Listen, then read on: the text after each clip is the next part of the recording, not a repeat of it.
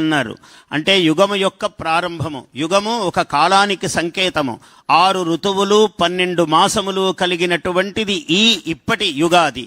ఈ ఉగాది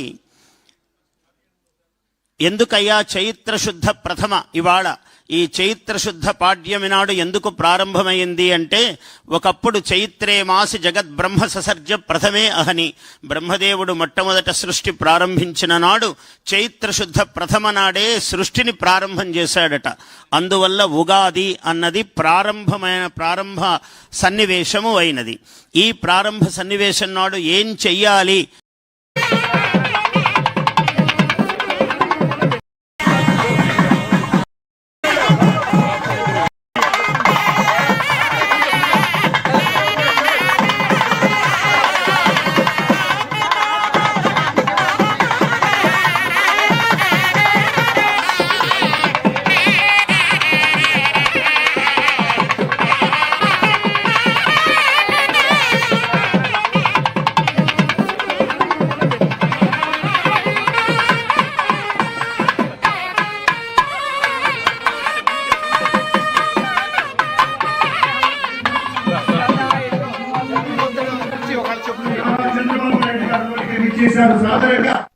మన కరతాళ ధ్వనులతోటి దేశంలోనే మొట్టమొదటిసారిగా స్కిల్ సెన్సస్ అనేటువంటి విప్లవం కావచ్చు, ప్రతి ఒక్కటి అనుపమానమైనటువంటి రీతిలో పారిశ్రామిక రంగంలో కూడా అనూఖ్యమైనటువంటి రీతిలో అభివృద్ధిని సాధించేటువంటి రీతిలో పరిశ్రమిస్తున్నటువంటి గౌరవనీయ ముఖ్యమంత్రి వర్యులకు మనపూర్వకంగా గట్టిగా కరతాళ ధ్వనులు ఉండాలి.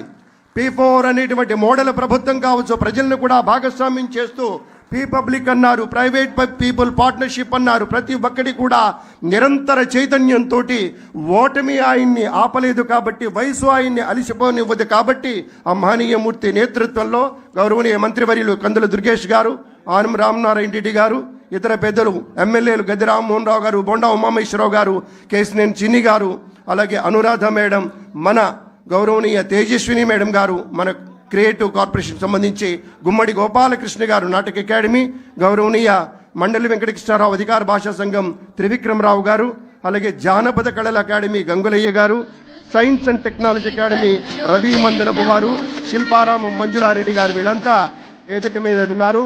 వారి కరకమలాలతోటి దీపారాధన జరుగుతోంది.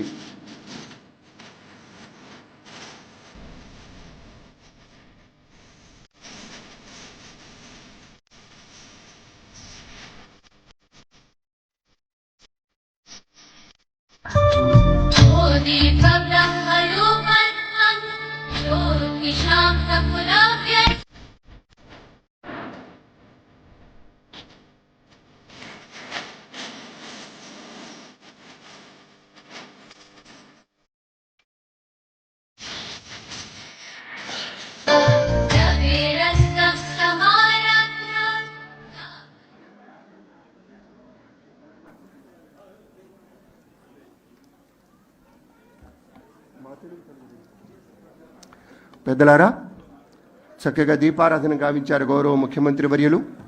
ఇప్పుడు ప్రార్థనా గీతం, మన రాష్ట్ర గీతం మా తెలుగు తల్లికి మల్లెపూదండ.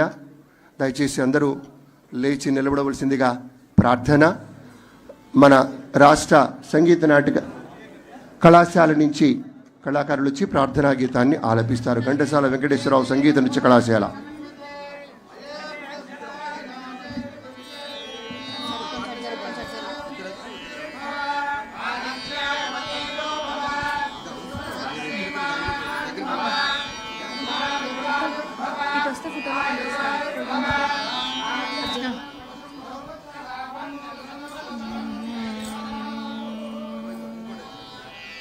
చెప్పులు తీసేనా?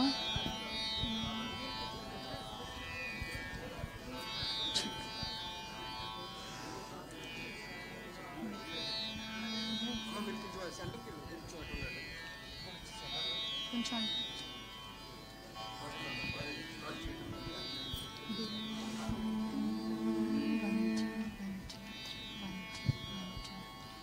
మా తెలుగు తల్లికి మల్లె పూదండ మా కన్న తల్లి